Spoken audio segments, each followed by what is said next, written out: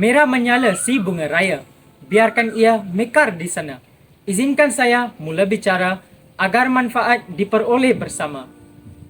Selamat sejahtera saya ingin ucapkan kepada Encik Muhammad Fawiz bin Bakri selaku pensyarah kursus UBM 3252 iaitu Wacana Akademik Bahasa Melayu. Nama saya merupakan Akash Wirsing, anak lelaki Amar Singh, dan saya memegang kad matriks bernombor D2022 1103638 dan saya dari kumpulan AJ. Artikel yang saya telah kaji dan seterusnya memilih untuk pembentangan ini bertajuk Multiple Impacts of Illegal Logging, A Key to Deforestation Over the Globe.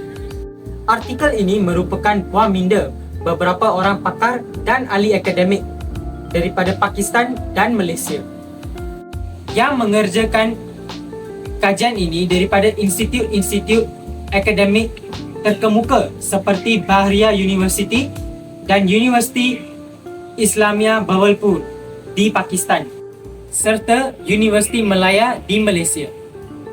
Artikel ini sebenarnya memberi gambaran secara menyeluruh dan global mengenai masalah pembalakan haram dan menjelaskan sebab dan akibat pembalakan haram dalam beberapa negara seperti Bangladesh, Pakistan, Australia dan negara kami sendiri, Malaysia.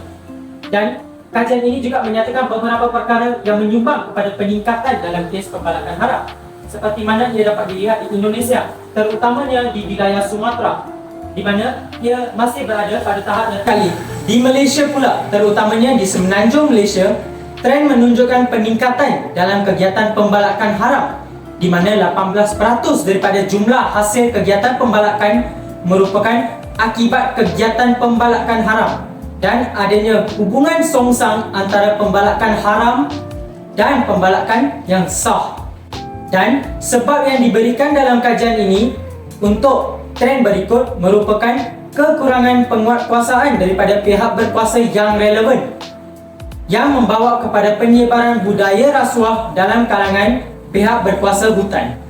Artikel ini telah banyak memberi bantuan kepada saya sewaktu membuat kajian dan memberi emphasis terhadap proses penyahutanan yang berlaku akibat pembalakan haram, dan saya juga dapat mendalami implikasi buruk yang dapat dilihat akibat pembalakan haram, di mana ia mengancam keseimbangan ekosistem tempatan sesuatu hutan, di mana ia mengancam hidupan-hidupan liar termasuklah beberapa haiwan yang diberi status perlindungan seperti harimau Melaya, tapir, gajah, orang hutan dan sebagainya. Dan pada masa yang sama, perubahan iklim turut menjadi salah satu daripada kesan buruk yang dibawa oleh pembalakan haram seperti yang tertera dalam artikel ini.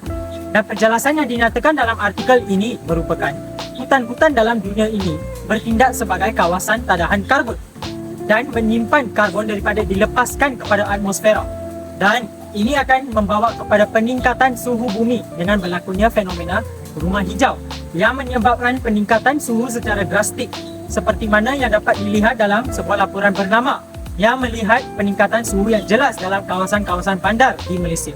Artikel ini turut mengupas peningkatan risiko bencana alam akibat pembalakan haram yang berlaku dan telah menyebabkan munculnya banjir dengan tiadanya hutan untuk bertindak sebagai kawasan tadahan air dan peningkatan dalam insiden-insiden tanah runtuh, dan ini menyebabkan kehilangan bukan sahaja dari segi ekonomi, malah menimbulkan kehilangan nyawa.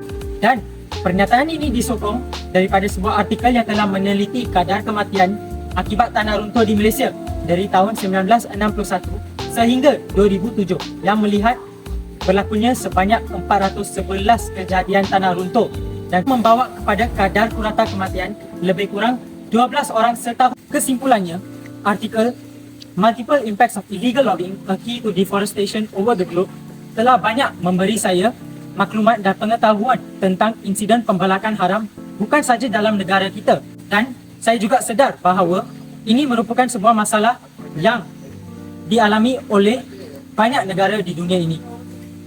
Seterusnya, saya juga berharap bahawa melalui penjelasan saya, anda semua dapat memahami beberapa perkara yang penting tentang isu pembalakan haram ini, dan saya harap saya mampu memberi pencerahan yang baik kepada anda semua.